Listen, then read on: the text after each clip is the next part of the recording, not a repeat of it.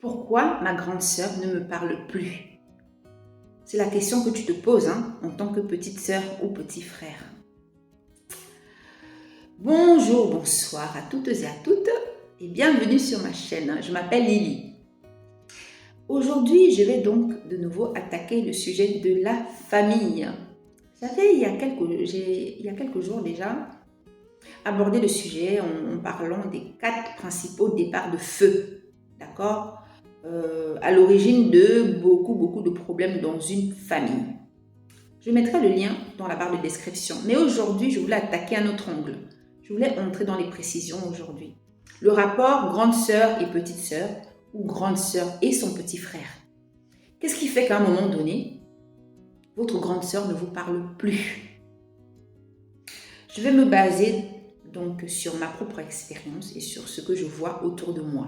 D'accord? Parce que je viens d'une grande famille, donc en matière de famille, j'ai pas mal de choses à dire. J'ai entendu parfois des choses qui me permettent de donner quelques éléments pour que tu comprennes pourquoi ta sœur, ta grande sœur ne te parle plus.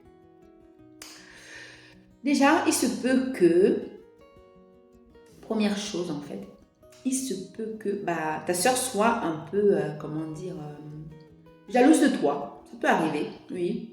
Elle estime que peut-être que tu as plus de facilité qu'elle à avoir un bon boulot, à avoir un bon mariage, à avoir de bons enfants. Je ne sais pas moi, mais elle peut te jalouser quelque chose. Souvent, c'est une chose que tu ne soupçonnes même pas, quoi. Ça peut être ça, d'accord? Autre chose de très important. Réfléchis à l'enfance, Quel enfant tu as été? Est-ce que tu étais l'enfant qui prenait trop de place? Il y a des enfants comme ça parce que ils sont toujours très perturbés. Ça peut être des enfants qui vont très bien, mais qui demandent beaucoup d'attention. Ils font beaucoup de bêtises pour attirer l'attention. Parfois, c'est un enfant qui est juste malade et du coup qui accapare toute l'attention des parents. Et toute petite, la grande sœur peut comprendre, mais en grandissant, ça peut vraiment la fatiguer. Elle peut avoir envie de prendre du recul vis-à-vis de toi, prendre un peu de distance avec toi parce que tu prenais trop de place. Voilà. Ça, il faut faire très attention. Il a pu se jouer quelque chose à ce niveau-là. Trop d'attention. Même si sur le coup, elle comprend, consciemment, elle comprend, mais inconsciemment, il peut avoir comme un ras-le-bol, quoi. D'accord? Encore toujours lui. Des fois, j'entends aussi, oui, mon petit frère, ma petite sœur a été privilégié. Oui, comme un sentiment d'injustice un peu en ce qui concerne le comportement des parents vis-à-vis de vous. Peut-être que toi, on t'a payé ton permis de conduire, mais pas elle. Peut-être que pour l'héritage, elle voit que la manière dont le partage des choses est prévu, ça ne l'avantage pas, notamment dans les familles recomposées. J'avais un peu abordé ce sujet dans l'autre vidéo, des problèmes de famille. Mais toujours est-il qu'il y a quelque chose où elle estime qu'elle était lésée, d'accord? Mise un peu de côté. Pas avantagée du tout. Autre chose, un quatrième point que je peux donner aussi, c'est que vous n'avez pas les mêmes valeurs. Oui. Si pour toi, vous faites des réunions de famille, pour toi, tu es toujours assise, tu n'aides jamais à nettoyer à la fin, elle est toujours en train de bosser comme une folle, comme une malade, et toi, tu ne fous jamais rien. On a une grande fête familiale, toi, tu arrives quand tout est prêt, admettons, il y a un mariage. Toi, tu viens quand tout est prêt, toi, tu t'en vas aussi avant qu'on nettoie. Du coup, vous n'avez pas les mêmes valeurs de travail, quoi, au niveau du travail, au niveau de la famille.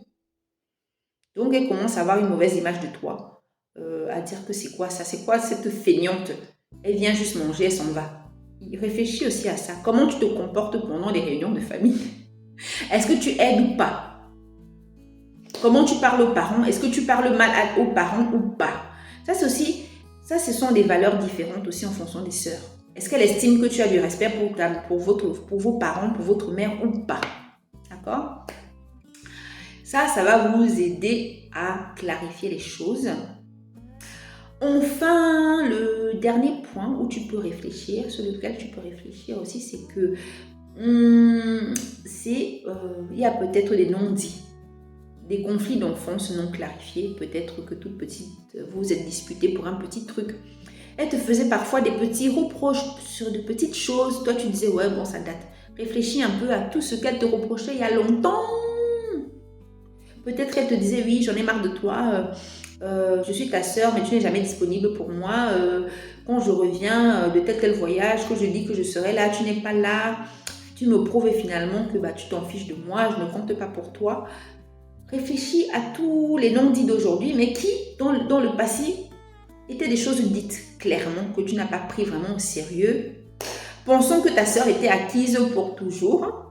D'accord? Pensons que tu peux t'investir correctement dans tes relations amicales, amoureuses, donc des relations affectives hors famille.